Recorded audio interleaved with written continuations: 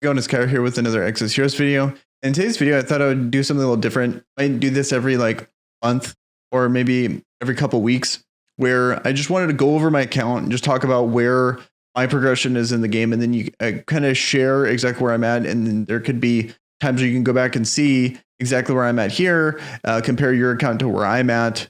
And I'm just going to go over my thoughts on the characters that I've chose to invest in, what I'm looking to do in the game currently, and just kind of just talk about where I'm at in the game. And I looked it up on when the game actually came out, and it was for global, it was May 28th, and I played it like the second that the game came out. I had it downloaded and I was playing it then, so I know I've been playing it since May 28th.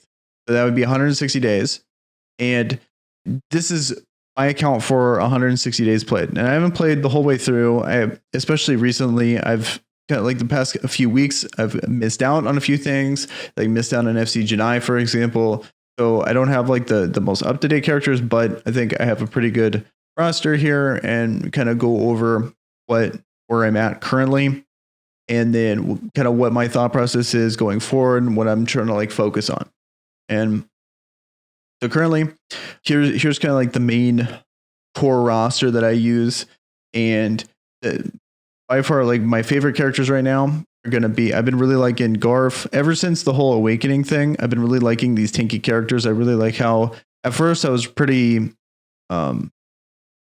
undecided on how I thought it was questionable, the whole awakening thing. I didn't know if I liked the mechanic or not, but I do like it because the meta used to be very burst heavy, and then there's way too much damage for not enough survivability. And so everything was just, especially PvP wise, it was just one shot. It was like Rara would AoE, and then Shuffrackin would have his passive, and then it was just a big RNG crapshoot on whoever would win or not. But nowadays, I think the meta is really stabled out. I think there's a lot more diversity in the meta. So from a PvP perspective, I think the game's in a lot better spot. But the characters I've been using recently, I've been really liking Dorka, really liking Brooke.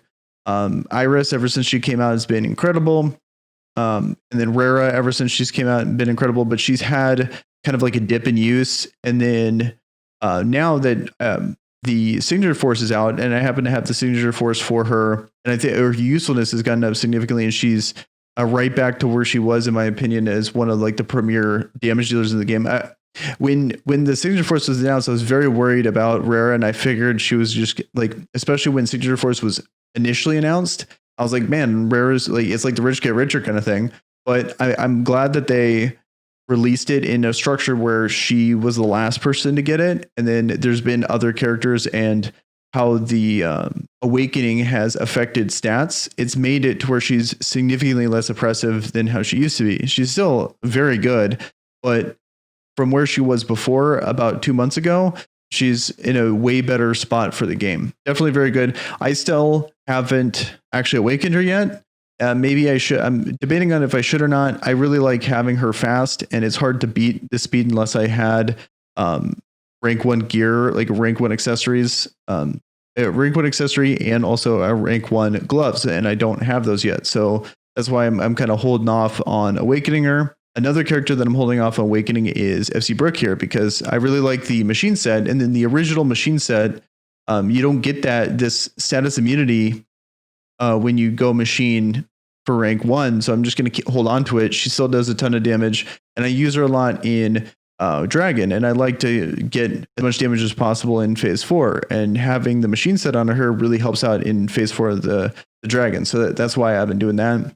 I just haven't wanted to blow the zest to get this green one over to machine, but I probably should, but I just don't. It takes a lot of zest if you get unlucky, so I'm just avoiding that. I tried out a lot of FC Valentina. It's just, I think she's really good. It's just unfortunate how slow she is, especially from a PvP perspective, like how limiting you are in the characters you can use with her, because not only do you need to have, Shuffrackin at the minimum, but especially with the summer characters, you need to have a fast frost character to AoE and get people ready to be hit by frost.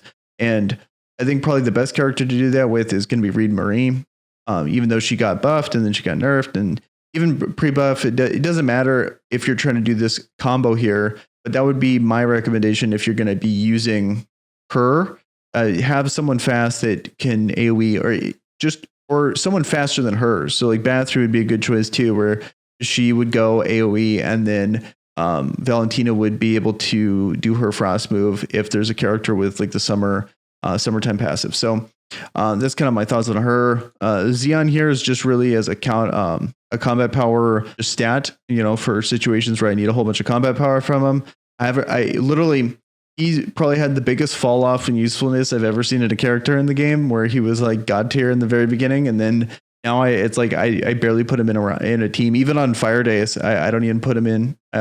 It's just kind of a bummer how he used to be so good, and then now he's like okay. I bet if I had his Signature Force, maybe he'd be better again, but at the moment I don't use him too much. Maybe like an attack team at most. And we got FC Magi. She's absolutely one of my favorite characters. I used her all over. I've used her in tag team. I've used her mainly in Dragon. I use her every single day in Dragon because she's just such a good combo of having the Dragon bonus. She has Head Dragonite. She has the Dragonite Blessing. So she has everything you'd want in a character, especially for Dragon. So she's in literally every one of my teams, even on days where the Dragonite Blessing doesn't work on Friday, Saturday.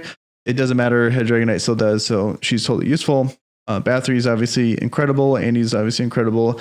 Dorcas is good as advertised. It's like, I feel like she's very good, but my issue with her is that she's so good that she makes healers like not even relevant, which is unfortunate. I would rather, they need to reevaluate how this game works with turns. Is like a character like this is the only way that healing is really useful.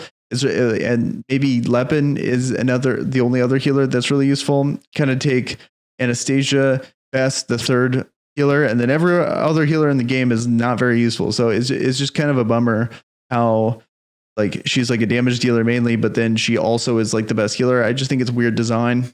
I think they need to start to leverage that to make other healers actually impactful. Tantalo, just did a video on him. I think he's absolutely incredible. If you got him, definitely invest in him. I really like his passive. I'm a big fan of Heartstrike characters, even though I don't really use him for the Heartstrike. I use him for the crit reduction, but based on how hard the other content is in the game, whether it be campaign, dragon, or arena, having someone that can mitigate crit damage is really dope. New pickup for the account is Shuffrackin. I got this from not this free event, but I got it from the last free event. Like I think it was like the 33 free one or something like that. But pulling him was awesome because I backed out of his string when I was really new to the game. And it's been a bummer ever since because when he was like super meta, I had absolutely no way of getting him. And now that he's kind of like died down in meta, now I pulled him, but don't care. Got him. It's dope. And then that was enough to put me on Signature Force 2 of Shuffrackin's Sig Force. So that's pretty dope. Just to kind of, because I keep referencing Sig Force. These are the Sig Forces I have.